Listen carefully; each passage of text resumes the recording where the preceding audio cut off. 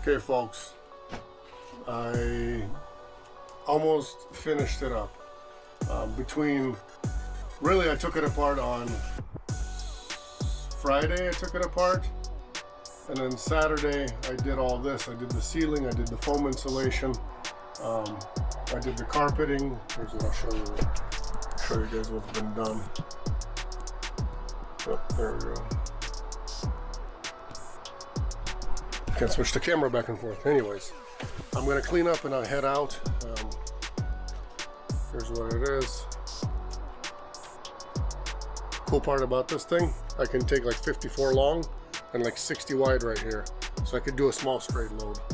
Well, a pallet anyways, one pallet if it needs to be. What's been done, it's I got foam up here. I did foam all over the place inside of all the little pockets, everything, all that is foam. And then inside where the big windows are is the like foam sheeting. I did 1.5 inch sheeting for insulation. So the whole thing has been insulated, everything's done. I did carpeting, I did the sleeper, I did carpeting on this side all the way. So all I have left to do, I already put the E-tracks in today. Got it all the way up to the front in case I do need them. And all I need to do is for the wheel wells, I did have them in my other van, not in the last one, but in the previous one. There's some stuff that's, I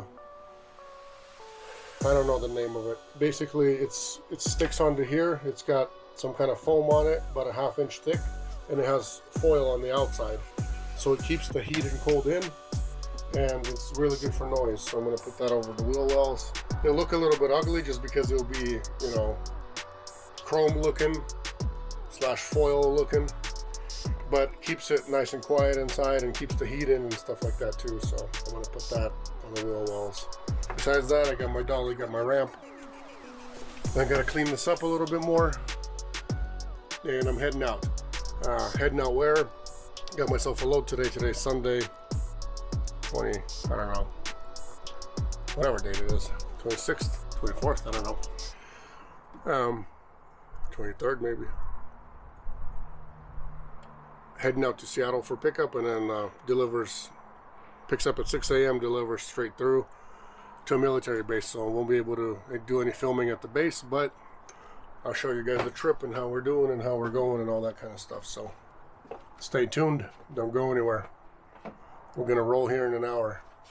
I was planning to leave around 4 o'clock, but as always, when nothing's done and it's your first trip, you want to make sure everything's good. Long story short, basically what happened is I left around almost at 6 o'clock. Almost 6. I was planning at 4. Can you believe that? 2-hour delay. I got a complaint already about this van. I want to talk to the Sprinter people. Mercedes, Freightliner, Dodge. Guys, it's a $45,000 vehicle new. 45 grand. You did manage to put a Bluetooth system in it. I can talk on the phone through the Bluetooth. That all works. But where is the cruise control? At $45,000, people, where is the cruise control? 45 grand. And no factory cruise control. Mind blowing. Seriously. It's mind blowing. That guy right there thought I'm talking to myself. Kinda am, but look at this. Where's the cruise? It's usually right here. There's a thing usually right there. Where is cruise control? Where's cruise control? Mercedes, where's cruise control? This is ridiculous. So far so good on everything else. We're cruising. I'm going to Seattle, doing a local. So, you know, gonna see what else this thing doesn't have, but I know already it does not have cruise control. The other thing they put in, maybe it was aftermarket put in, maybe it was factory somebody ordered, is that fan up top. It's a round one that's always open. So I got an issue with it already. The issue is it's loud and it doesn't close. So I'm not sure how to take care of that issue. Either stuff a pillow in there, or what do I do? You know, one of those kind of. Not sure. But so far, I'm hearing a lot of noise because, you know, all that air is circulating. I guess in the summertime it might be okay because you're going to be getting fresh air in there, or getting it out of there. I'm not sure how it's going to work, but come on, people, cruise control. I can't believe this, and it's so bright. I got to get my windows tinted in this one. I got really used to my 5%. My 5% on the silver one. I had a little bit. I had 15 on the blue one, but I like my 5%. 5% was awesome. I did the sides. These ones 5, and these ones I did 15 or 20%, and it worked out pretty awesome. I loved it because here it wasn't too dark. I could see backing up. I could see all the good stuff. No cruise control. Come on. Come on. I still can't get over that little fact. I'm gonna fill up at this Shrees, exit 101, because in Seattle, even though I still have a half a tank, but in Seattle, the fuel is $4.20, $4.30 a gallon as far as diesel goes. And I was just there last week and I know what I'm talking about, so gonna fill up over here. Even this will save me almost a lunch or half a lunch, and you know, $1 saved is $1 earned. So that's how I feel about it. That's what we're gonna do, or that's what my choice is. Other people, you know, they fill up whenever they got the light happening, telling them they gotta go to the gas station, but you know, doesn't save you money that way, people. So I'm going here.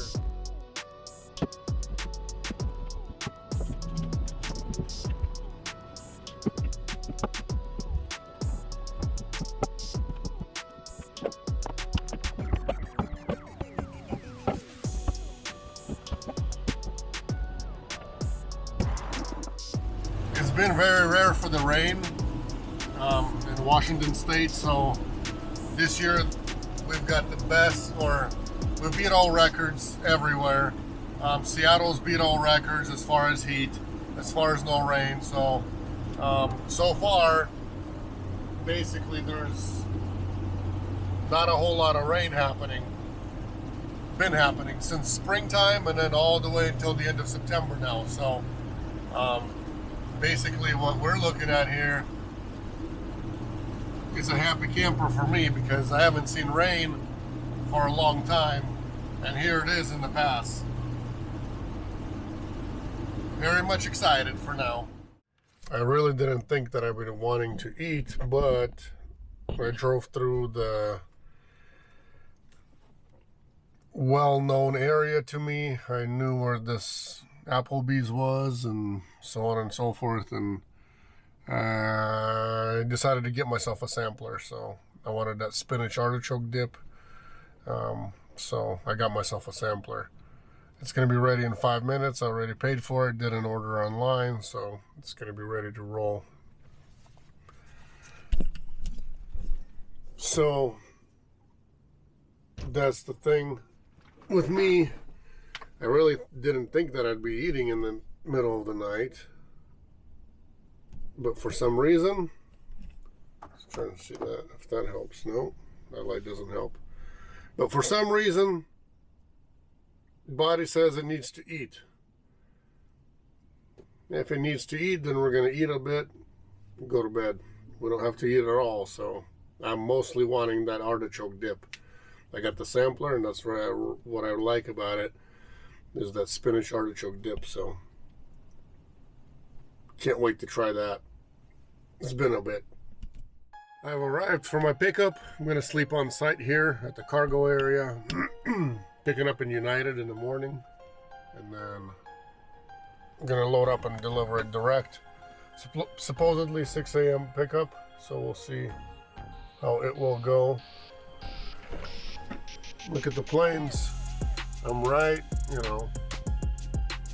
right at the airport. So the only closer plane with me you guys will see is in case they stick me onto the landing strip somewhere to pick something up or deliver something. Besides that, this is probably as close as it gets. And believe me, I've done those loads before already. The kind that you actually drive through the airport, you know, inside. You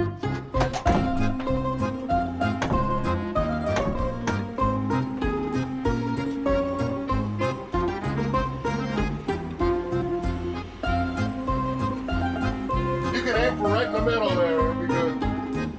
It's light. Yeah, it's light, I can move it to. Yeah. They're really expensive now. Like 30s, in the 30s because there's no new ones. Yeah. Mercedes makes it, Freightliner makes it, and Dodge makes it. But, you know, it's all the same thing. No new vehicles, so everything all is expensive too. That's good.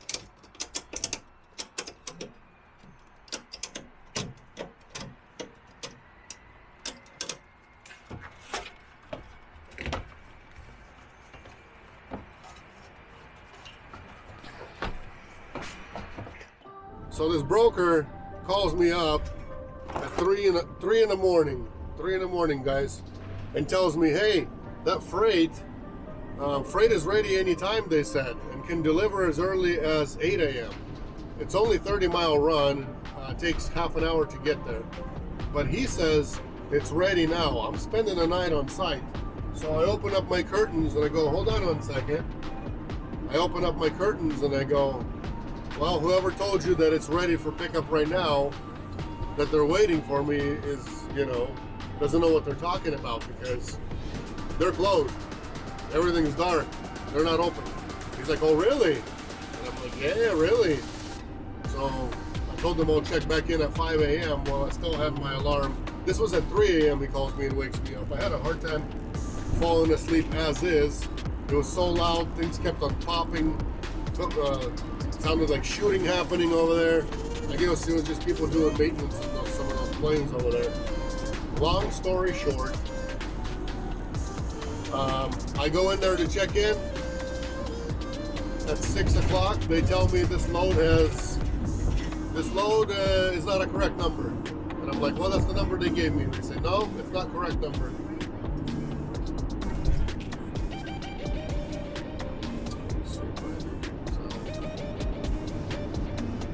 I need to go anyways. So they say, long story short, he keeps telling me it's the correct number, pickup number, / load number. And for me,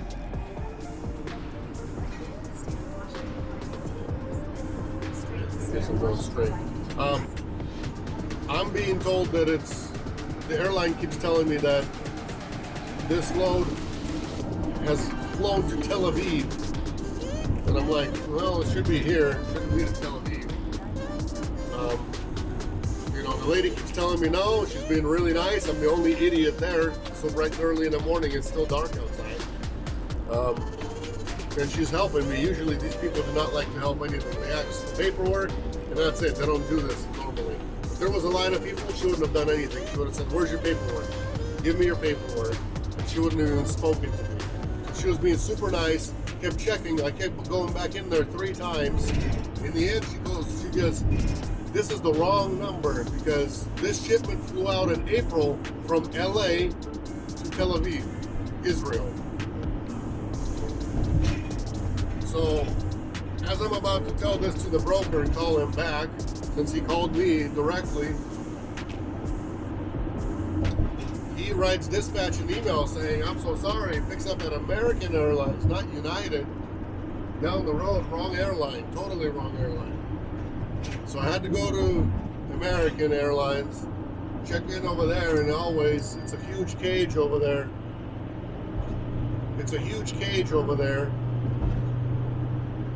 Now they want a picture of the freight. Just got a text. Gotta pull over somewhere.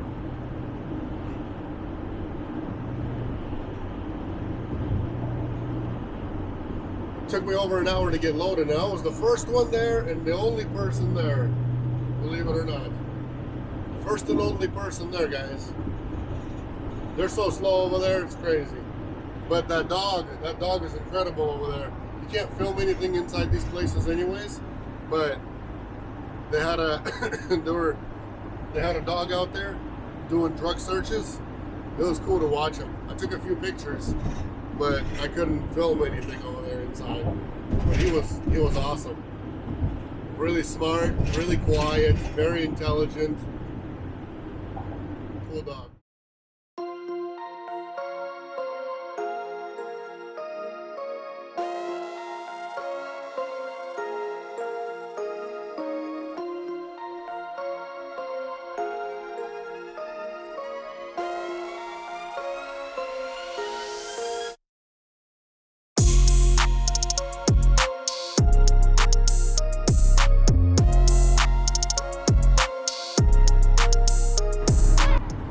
Yesterday when I took off, I came all the way to delivery, 300 miles. Didn't have any issues with anything. And today, on the left over there, see that check engine light? I gave him a name. His name's Valery. He's been driving with me in the blue van, in the silver van, and now in the Mr. Chocolate. He's got Valery in here too. Just can't get rid of him. He's like my team passenger. Always with me. But it's okay, we'll get that figured out. Yeah, you know, one way or another we'll get rid of them somehow. Just gotta figure it out, gotta have time. But when there's loads, there's no time. And when the van drives and when you have a light, then, you know, who cares? So, it's one of those things. I don't know when I'll get to it, but we'll get to it. And then winter time's coming up, so you don't want to screw around in it. It's okay. Continue straight to stay on 41st Division Drive.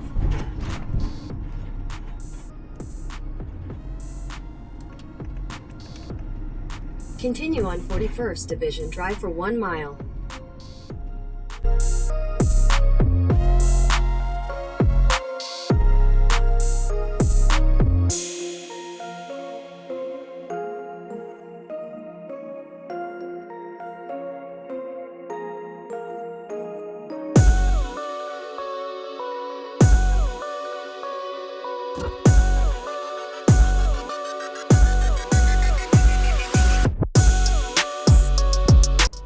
Found the place, and it's actually pretty easy because this is a huge base. I never knew that it was so big.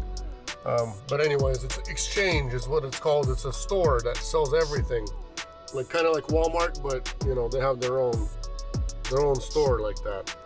So I'm in their little receiving area. Gonna go check it out.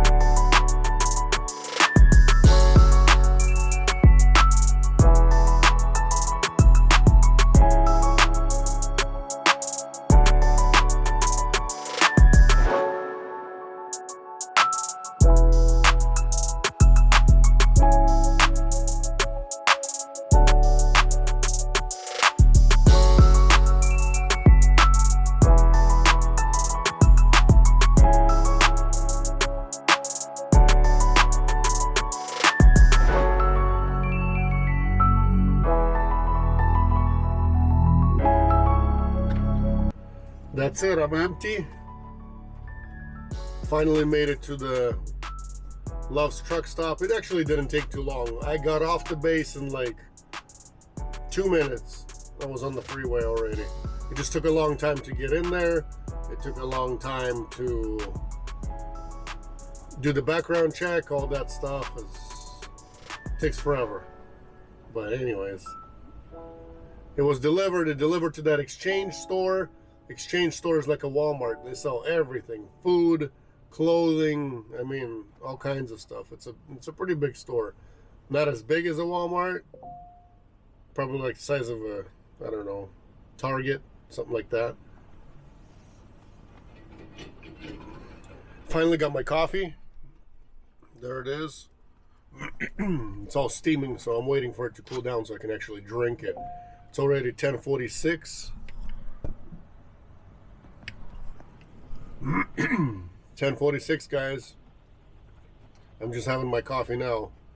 It's kind of one of those things where it's time for a nooner time nap. I mean a nap. And then I'm having my coffee.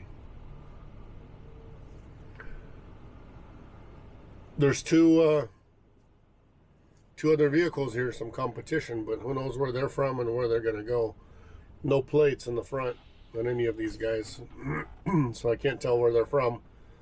Usually if it's a Washington plate, then I kind of have an idea that they can either do local stuff or usually it's going to be like local, or it's very rare that they're going to be if they're from here that they're going to be trying to do local, or if they're from here that they're going to be sitting around at the truck stop. They're going to be going home somewhere. So me, yeah, I'm waiting for local. These guys, I don't think they're waiting for local. I think they're waiting for something long. Take care. Hit that like button. hit the subscribe button, hit all the buttons you can hit over there. That way, helps with the development. Guys, this really helps with the development of the channel. If you don't hit it and you're still watching, I know where you live. I'm going to find you.